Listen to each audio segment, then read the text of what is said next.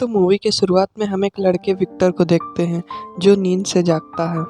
लेकिन यहाँ अजीब बात ये हो रही होती है कि उसे नींद से जागने के बाद कुछ भी याद नहीं आ रहा होता। उसे ये भी याद नहीं आ रहा होता कि उसके रूम में जो चीज़ें या केनाफ्स्ट है वो किसने की और क्यों की। उसके सामने दीवार पर कुछ मॉडल्स बने हुए होते हैं जिसे देखकर ऐसा लग रहा था कि वो सिटी का मॉडल्स है। तभी उसके रूम का रूफ ब्लैक होने लगते हैं, उसके रूम का स्ट्रक्चर बदलने लगता है। उसे कुछ भी समझ नहीं आ रहा होता। वो घबरा जाता है और बाहर आ जाता है और बाहर आकर देखता है तो सब चीज़ें बदल रही होती है। वो चीज़ें वैसी नहीं हैं जैसी उन्हें होनी चाहिए। वहाँ की बिल्डिंग्स हवा में उड़ रही होती है।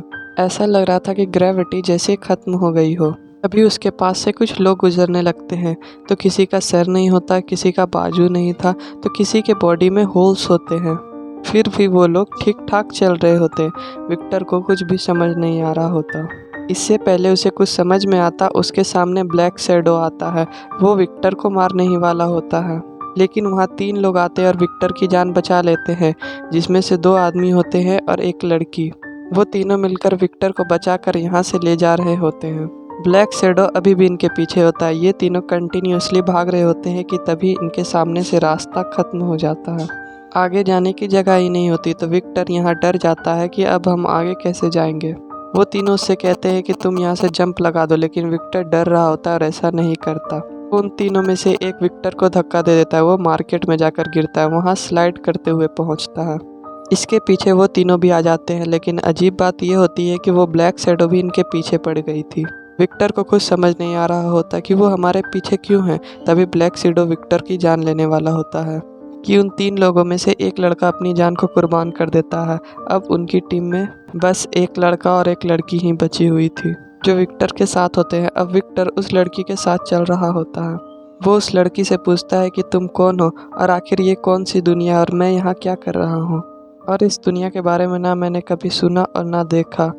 तो वो लड़की जिसका नाम चाय होता है वो विक्टर को बताती है कि ये वो दुनिया है जिसमें लोग कोमा के बाद आते हैं।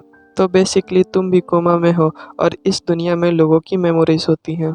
विक्टर उसे कहता है कि ये दुनिया इतनी अजीब क्यों है। तो वो लड़की उसे कहती है कि ज़रूरी नहीं हो कि लोगों की मेमोरीज पूरी तरह से याद हो, क्योंकि कोमा में जाने के बाद लोग सब चीज़ भूलने लगते हैं और ये दुनिया उसी चीज़ का मिक्सचर है।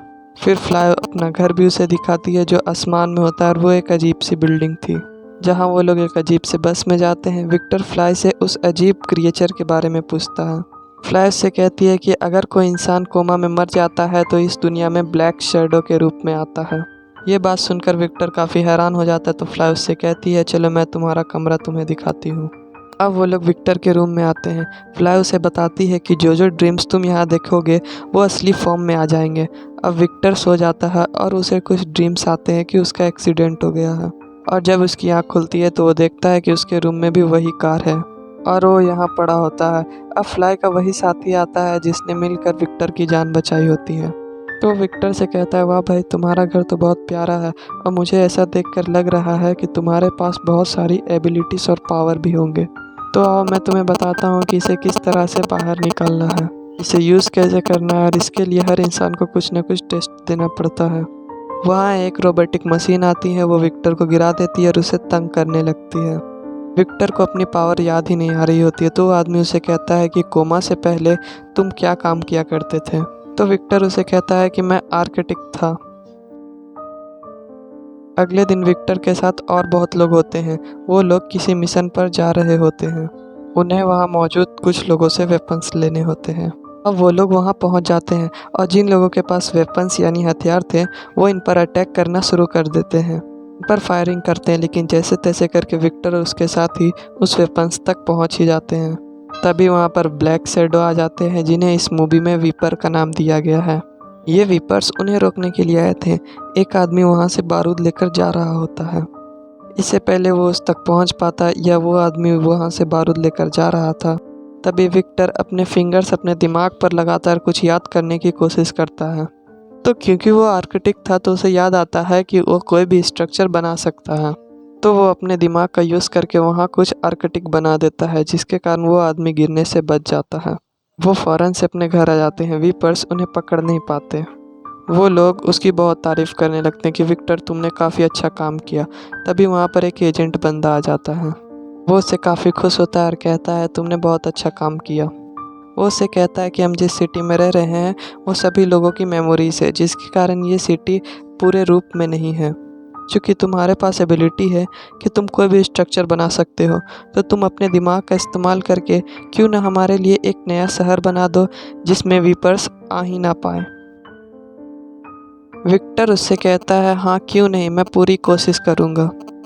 अगली सुबह वो लोग उस जगह पर पहुंच जाते हैं जहां पर उन्हें एक नई सिटी बनाना था। लेकिन इससे पहले वो लोग कुछ कर पाते वहां पर वीपर्स आ जाते हैं और उन पर अटैक करने लगते हैं। वो काफ़ी हैरान हो जाते हैं और समझ नहीं पाते हैं कि आखिर वीपर्स को पता कैसे चला कि हम यहाँ पर आ रहे हैं। हमने तो काफ़ी एहतियात से यहाँ पर आया, तभी वहाँ फ्लाई का साथी आ जाता है।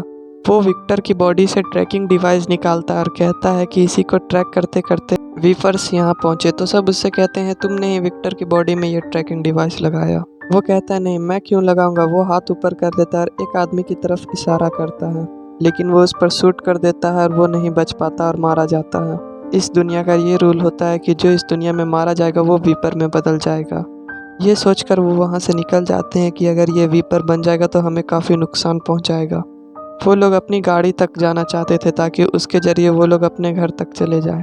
अभी विक्टर को सोचता है कि मैं अपना दिमाग का यूज़ करते हुए कोई स्ट्रक्चर बना दूं, लेकिन वो नहीं बना पाता।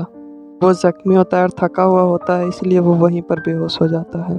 लेकिन जब उसकी आँख खुलती है तो वो असली दुनिया में पहुंच जाता है और हॉस्पिटल में होता है। यहाँ पर उसे कुछ याद आने लगता है उसी लड़की फ्लाई की, कि असली दुनिया में वो उसकी बेस्ट फ्रेंड थी और कोमा की दुनिया में इन्हें कुछ याद नहीं होता क्योंकि इनकी कुछ मेमोरीज कोमा की वजह से जा चुकी थी। फिर विक्टर को याद आता है कि मैंने फ्लाई के साथ ही हॉस्पिटल आया था, लेकिन फ्लाई को अंदर नहीं आने दिया गया। तो विक्टर अकेले अंदर चला जाता है। विक्टर को यहाँ पर एक आदमी मिलता है। ये तो वही आदमी था जो कोमा की दुनिया में इनका लीडर था और सबसे पहले कोमा की दुनिया में आया। वो विक्टर से कहता है मैंने कुछ एक्सपेरिमेंट किया और मैं जानता हूँ कि हमारा दिमाग में कुछ ऐसा है जो कुछ नया जनरेट कर सकता है।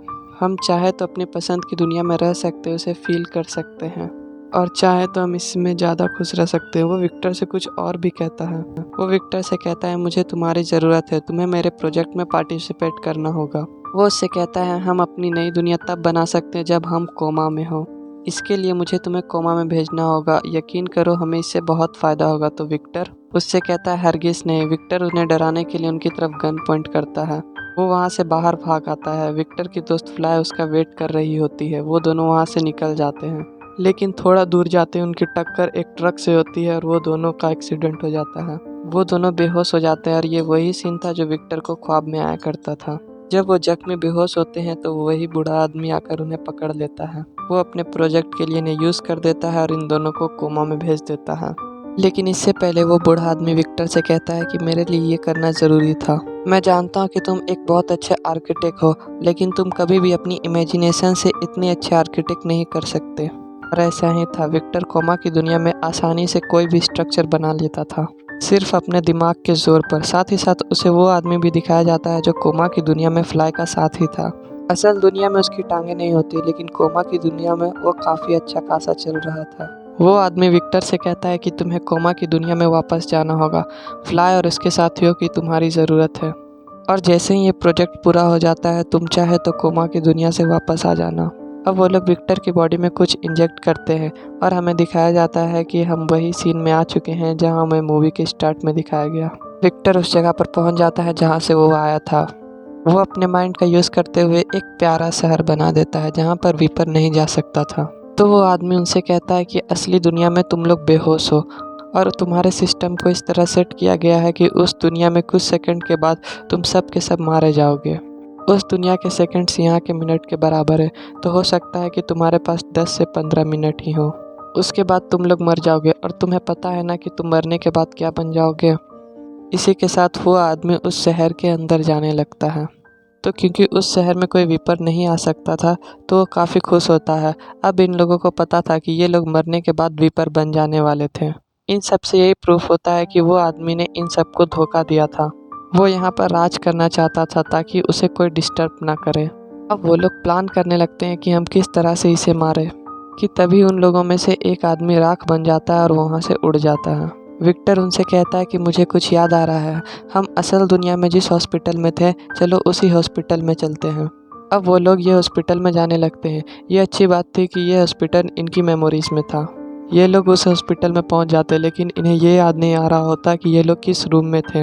विक्टर अपने रूम का स्ट्रक्चर तो याद करने की कोशिश करता है और उसे अपने रूम का कुछ स्ट्रक्चर याद भी आ जाता है, लेकिन इससे पहले उनका एक और साथी राख बनकर उड़ जाता है। अब विक्टर और फ्लाई ही बचे थे। वो लोग उस रूम की तरफ जा ही रहे होते हैं कि तभी वहाँ पर वो आदमी भी आ जाता है। वो अपना स्ट्रक्चर बनाकर उन्हें रोकने की कोशिश करता है, लेकिन तभी वहाँ पर एक वीपर आता है।